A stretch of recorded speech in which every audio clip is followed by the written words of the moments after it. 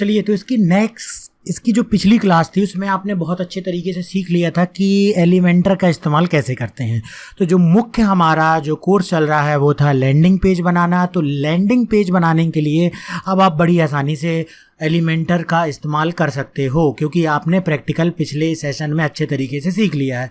तो अब यहाँ पर आपको एक चीज़ बतला दें कि लैंडिंग पेज बनाने में ठीक है आप इमेज लगा लोगे बड़े आराम से, बैकग्राउंड में भी इमेज लगा लोगे, टेक्स्ट भी लगा लोगे, यहाँ पर हेडिंग भी दे दोगे, लेकिन अब आपको क्या करना है, कैसे आपको लैंडिंग पेज बनाना है। जैसे एक सिंपल सा सबसे पहले एग्जांपल लेते हैं, और वो क्या है, लीड्स कलेक्शन का लैंडिंग पेज बनाते हैं। तो हम देखेंगे how to create leads collection landing page. एक स्कूल का लैंडिंग पेज बना हुआ है, एक हेडिंग दी गई है, हेडिंग को पढ़ करके जो भी यहाँ पर विजिट करेगा, जो भी यहाँ पर लैंड करेगा यूज़र, वो सबसे पहले हेडिंग को देखता है, इमेजेस को देखता है, उसके बाद वो अपनी डिटेल्स को शेयर करता है यदि उसको अच्छा लगता है। तो यहाँ पर एक डिजिटल मार्केटर को हेडिंग बहुत आकर्षक बनानी है, जो भी यहाँ पर टेक्स्ट देना है वो कुछ इस प्रकार का देना है जिससे जो भी यूज़र यहाँ पर लैंड हो रहा है आपके लैंडिंग पेज में वो अपनी डिटेल शेयर करने को कन्वेंस हो जाए। इमेजेस कुछ इस प्रकार की देनी है कि वो यहाँ पर अपनी डिटेल शेयर करने को कन्वेंस हो जाए, क्योंकि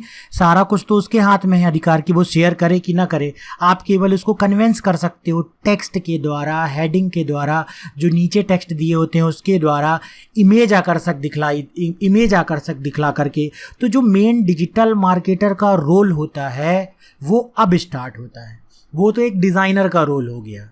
डिज़ाइनर क्या करेगा कि ड्रैग एंड ड्रॉप करके डिज़ाइन तो कर देगा, लेकिन जो एक डिजिटल मार्केटर है वो ये सोचेगा, वो इस पे काम करेगा कि मैं कौन सी इमेज यहाँ पर लगाऊं जो लोगों को अट्रैक्ट करे, मैं यहाँ पर क्या टेक्स्ट लिखूं जो लोगों को अट्रैक्ट करे, ठीक है, मैं किस प्रकार की डिज़ाइन बनाऊं जो देखने में बहुत अच्छी लगे। वो काम हो गया किसका, डिजिटल मार्केटर का। चीज़ों को अट्रैक्टिव बनाना, टेक्स्ट को अट्रैक्टिव बनाना, इमेजेस को अट्रैक्टिव बनाना, हेडिंग में कुछ ऐसा लिख देना जिससे यूज़र कनेक्ट कर पाता हो, जिससे जो लैंडिंग पेज में आ रहा है विजिटर आपकी वेबसाइट का वो कनेक्ट कर पा रहा हो, उससे उसकी लाइफ की कोई प्रॉब्लम सॉल्व हो रही हो, वो उस टेक्स्ट से इमोशनली कनेक्ट हो पा रहा हो, तभी वो अपनी डिटेल को यहाँ पर शेयर करेगा। तो मेरे ख्याल से आपको समझ में आ चुका होगा कि एक डिजिटल मार्केटर का रोल क्या होता है। डिजिटल मार्केटर का रोल यही होता है कि सामने वाले को अपनी बातों से कन्विंस करना, और वो कन्विंस करने के लिए अच्छी हेडिंग सोचनी होगी, इमेज अच्छी लगानी होगी, टेक्स्ट अच्छा लिखना होगा। उनके भी पूरे मार्केटिंग फंडामेंटल हैं, जिसमें कि हमने आपको मार्केटिंग फंडामेंटल वाला जो फोल्डर मिलेगा आपको, जो इस कोर्स के अंतर्गत जो वीडियोज़ हैं, जो कोर्सेस बनाए थे हमने fundamental of marketing, digital marketing, उसके अंतर्गत आपको मिलेगा कि कैसे आप सामने वाले को उसका बेनिफिट दिखा सकते हो, कैसे आप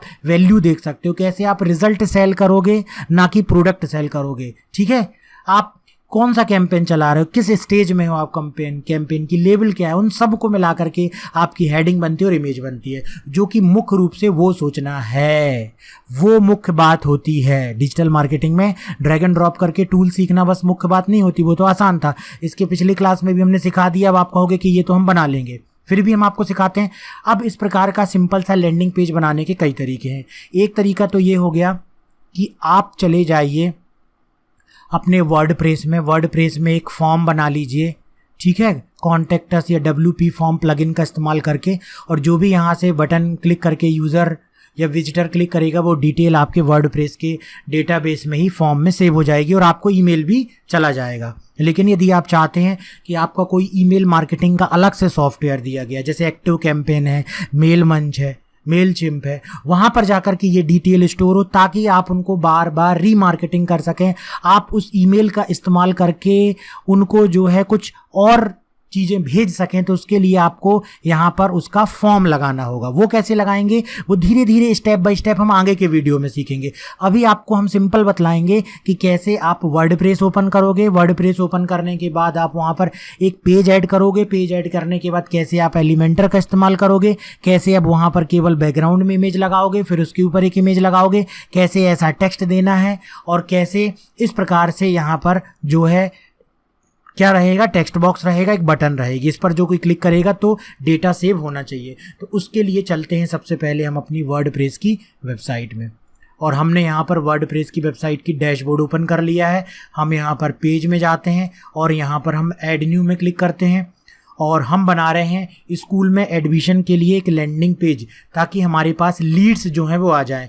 तो यहाँ पर हम लिख सकते हैं स्कूल, ठीक है, लीड्स, इस तरीके से भी हम पेज का नाम दे सकते हैं। और इसे हम कर देंगे यहाँ पर पब्लिश, इस तरीके से हम पब्लिश कर देंगे। तो जिस वर्डप्रेस डैशबोर्ड में हम हैं, जिस वेबसाइट के अंतर्गत हम हैं, वहाँ पर हमने अपने वर्डप्रेस की वेबसाइट में बनाते समय एक थीम चुनी हुई है, ठीक है, एक थीम चुनी हुई है। उस थीम का नाम है WP Ocean theme, Ocean WP theme. Ocean WP theme अगर आप अपनी वर्डप्रेस की थीम को चुनते हैं तो उसमें फ़ायदा ये हो जाएगा कि आप देख सकते हो कि यहाँ पर ना तो कोई मेन्यू बनाना है हमको और ना तो किसी प्रकार की और कोई लिंक बनाना है। केवल जो इस पेज में, इस वेब पेज में लैंड करेगा, उसको केवल यहाँ पर एक चीज़ रहेगी कि भाई वो अपना नाम, last name, email, phone number share करे और इस बटन में क्लिक करे। उसके अलावा उसको कोई ऑप्शन नहीं देना, जो कि एक सही लैंडिंग पेज बनाने का तरीका हुआ। अब यदि आपने यहाँ पर सभी प्रकार की लिंक दे दी तो यूज़र उससे क्या हो सकता है, भटक सकता है। तो हमको भी अपनी वेब पेज में ही रहेगा, हमारी वेबसाइट में ही वो लैंडिंग पेज बनाया जाता है, क्योंकि वो वेबसाइट का एक भाग होता है, लेकिन उसमें हमको कोई भी मेन्यू वगैरह नहीं लगाने हैं।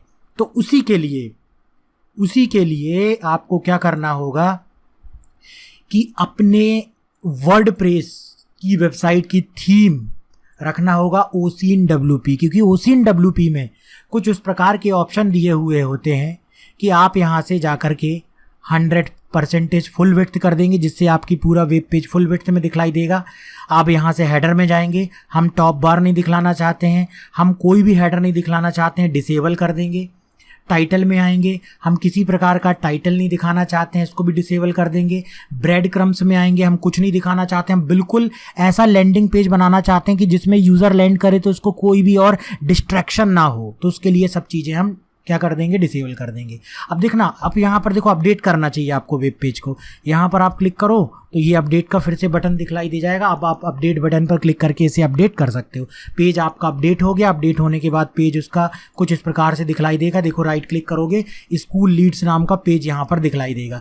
अब इस पेज में हम जाएंगे, ऊपर दिखलाई दे रहा है एडिट विथ एलिमेंटर, इस पर हम क्लिक कर देंगे। तो आपको, अब हम पूरा टूल्स एक्सप्लेन नहीं कर रहे हैं, हम आपको केवल उस प्रकार से एक लैंडिंग पेज स्कूल का कैसे बनाना उसको हम बतला रहे हैं। इस पर आप देखिए कि इस पर आपको क्या चीज़ है, इस पर एक आपको बैकग्राउंड इमेज लगाना है और एक इस प्रकार से स्टूडेंट की इमेज को लगाना होगा। ठीक है, इस प्रकार से स्टूडेंट की इमेज को आपको लगाना होगा। तो आप उसके लिए इमेज को सर्च कर लें और बैकग्राउंड इमेज को सर्च कर लें। अब हम चले जाते हैं यहाँ पर और अपने जो पेज है वो यहाँ पर दिखलाई दे रहा है, इस पर हम क्लिक करेंगे और वहाँ पर आप देख सकते हो कि आपको किस प्रकार से चाहिए है। लेफ़्ट साइड और राइट साइड दो भाग थे, उसमें एक तरफ इमेज थी और एक तरफ आपका क्या था, उसमें एक तरफ आपका जो फॉर्म था। अब हमको पूरे बैकग्राउंड में इमेज लगानी है, ठीक है ना। तो हम इस पर राइट क्लिक करेंगे, एडिट सेक्शन में जाएंगे और यहाँ से हम करेंगे स्टाइल में जाएंगे। स्टाइल में जाने के बाद हम जाएंगे यहाँ पर बैकग्राउंड में हमको क्या लगाना है, इमेज लगाना है, ठीक है ना। तो यहाँ पर हम जाएंगे और स्टाइल में जाने के बाद, बैकग्राउंड में जाने के बाद हमें लगाना है इमेज। तो इस पर क्लिक करेंगे और यहाँ से सिलेक्ट कर लेंगे इमेज और अपलोड करेंगे, सिलेक्ट करेंगे। जो भी इमेज आपको लगानी है उस इमेज को आप जो है सेव करके रख लीजिए, ठीक है। उस इमेज को आप सेव करके रख लीजिए फोल्डर बना करके। कंटेंट जो भी इस्तेमाल करना है पहले उस कंटेंट को आप तैयार कर लीजिए, नहीं तो आप बनाते समय फिर भटक सकते हैं कि आप जो है क्या बनाना चाहते हैं। इसलिए बनाने के पहले इमेजेस को प्रॉपर तरीके से सेव कर लीजिए। हमने जैसे यहाँ पर बनाया हुआ था एक फ़ोल्डर जिस पे हमने लिखा हुआ था एलिमेंटर प्रैक्टिस इमेजेस, और इमेज हमने इस बार थोड़ा दूसरी तरीके से ली है। बस कुछ इस तरीके से इमेज ली है हमने कि हम एक वहाँ पर कॉन्टेक्ट अस फॉर्म भी दिखा सकें और वहाँ पर हम एक फ़ोटो भी लगा सकें। अब आप देखोगे कि इसमें इमेज ऊपर दिखलाई देने लगी, लेकिन इसका लेआउट को हम सेट करेंगे और लेआउट को सेट करने के बाद यहाँ पर जा कर के हम इसकी हाइट को सेलेक्ट करेंगे फिट टू स्क्रीन, और यहाँ पर जाने के बाद यहाँ पर हम करेंगे, देखिए इमेज जो है हमारी अभी यहाँ पर रिपीट हो रही है, ठीक है ना। तो हम जा कर के स्टाइल में एक बार चले जाते हैं और पोजीशन के अलावा यहाँ पर हम कर देते हैं नो रिपीट, देखो इमेज हमारी रिपीट नहीं हो रही है, लेकिन इमेज का साइज़ थोड़ा सा छोटा हो रहा हमारे लिए। तो हम यहाँ पर फिर से चले जाते हैं लेआउट में, और कंटेंट की जो विड्थ है, अच्छा ये यहाँ से इस कंटेंट की विड्थ को जो है वो बढ़ा रहा है, और जबकि हम इमेज कहाँ पर लगा रहे हैं, पूरे इसमें लगा रहे हैं। तो चलिए अभी इसको हम कर देते हैं फुल विड्थ। तो ये फुल विड्थ तो आ गई है इमेज हमारी, और स्ट्रेच सेक्शन में जाएंगे, यस कर देते हैं इसको हम, fit to screen, column position, stretch. तो बस आपको इसी तरीके से चीज़ों को यहाँ पर सेट करना होगा, ठीक है ना। यहाँ पर दिया गया इससे रिलेटेड, वो तो आपका लेआउट उससे रिलेटेड था, और यहाँ पर कर देते हैं हम टॉप सेंटर। ये देखो टॉप सेंटर में इमेज आ गई। और क्या दी गई है, इमेज की साइज़ कस्टम दी गई है, इमेज की साइज़ और एक्सपोजिशन भी। अच्छा, इमेज को मैं ढूंढ रहा हूँ कि इमेज को जो है किस तरीके से फुल किया जा सके। ये दी गई है इमेज की साइज़, कवर कर देंगे तो कवर में इस तरीके से आ जाएगी, और ऑटो कर देंगे तो ऑटो में इस तरीके से जाएगी, और कस्टम कर देंगे तो कस्टम में कुछ और ऑप्शन आपको दिखलाई दे जाएंगे, जिससे आप हाइट विड्थ यहाँ पर चेंज कर पाओगे, ठीक है। तो इमेजेस को सेट करने के लिए आपको बहुत सारे ऑप्शन हमने यहाँ पर इस्तेमाल किए हुए हैं, आप इन ऑप्शंस का भी इस्तेमाल कर सकते हो। इसके अलावा इमेज तो हमने सेट कर दी है। इमेज सेट करने के बाद अब हमको यहाँ पर देना होगा, और हम लेआउट में जाते हैं। लेआउट में जाने के बाद हम इसको बॉक्स ही कर देते हैं, और कॉलम की पोजीशन को हम कर देते हैं मान लो यहाँ पर टॉप, ठीक है। और अब हम यहाँ पर क्लिक करते हैं, और यहाँ पर क्लिक करने के बाद यहाँ पर रखेंगे हम इमेज, ठीक। और यहाँ से हम सेलेक्ट करेंगे इमेज, और कोई भी इमेज जो हम स्टूडेंट से रिलेटेड चाहते थे उसको हम सेलेक्ट कर लेंगे और इंसर्ट कर देंगे। इस प्रकार से यहाँ पर इमेज आ जाएगी। अब आपको देखिए इमेज ट्रांसपेरेंट चुनना है, इमेज का बैकग्राउंड ऐसा हो जिसमें कि इससे मैच करता हो, तो ये सारी चीज़ें आप कर सकते हो। इमेज की साइज़ यहाँ से चेंज कर सकते हो, फुल कर दोगे तो फुल आ जाएगी। कोई दूसरी इमेज भी आप लगा सकते हो, कुछ इस प्रकार की इमेज जो है, जो इमेज आपको यहाँ पर, ठीक है। ये देखिए इमेज की साइज़ जो है वो बड़ी हो गई है, तो हम इसको अगर मीडियम करेंगे तो ऐसी दिखलाई देगी, मीडियम लार्ज करेंगे तो ये ऐसी दिखलाई देगी। तो ये हमारे ऊपर है कि इमेज की साइज़ को हम कैसा लेते हैं, ठीक है। तो ये सब चीज़ें थोड़ा सा आपको सेट करना होगा।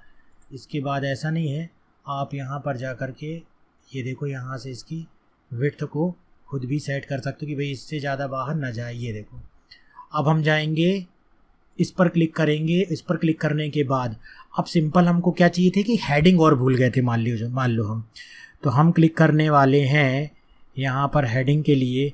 चाहे तो हम हेडिंग यहाँ पर भी दे सकते हैं, ये देखो यहाँ पर भी दे सकते हैं, या इसके अलावा जो है हम ऐड सेक्शन करके इस पर क्लिक करके, इस पर क्लिक करके और फिर इस पर क्लिक करेंगे, और यहाँ पर भी हेडिंग दे सकते हैं। और इसका कलर देना चाहते हैं, इस पर क्लिक किया हमने, स्टाइल में गए, ठीक है। थोड़ा सा मैं तेज़ी से चल रहा हूँ, क्योंकि आपने ये सारी चीज़ें सीखी हुई हैं अभी।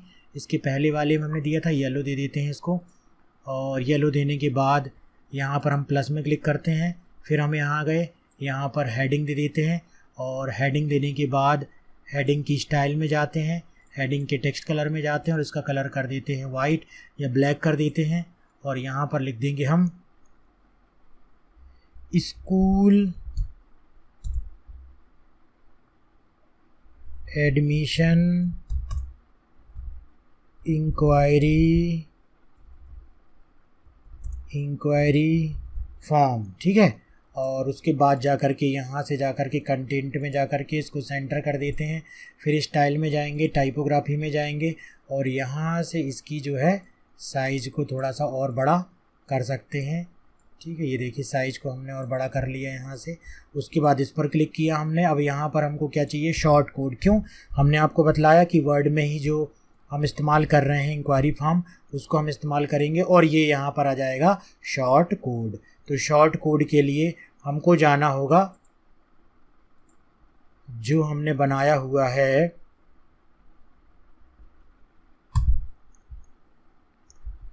यहाँ पर जो हमने बनाया हुआ है आपका कॉन्टैक्ट फॉर्म। तो ये कॉन्टैक्ट में जाएंगे, हमने इसमें भी बना करके रखा है, WP फॉर्म में भी बना करके रखा हुआ है, जो कि बनाना बहुत ही आसान है। आप प्लगइन इंस्टॉल कर लीजिए WP फॉर्म का, ठीक है। और प्लगइन इंस्टॉल करने के बाद आप यहाँ से ऐड न्यू में क्लिक कीजिए और फॉर्म आसानी से बना सकते हैं।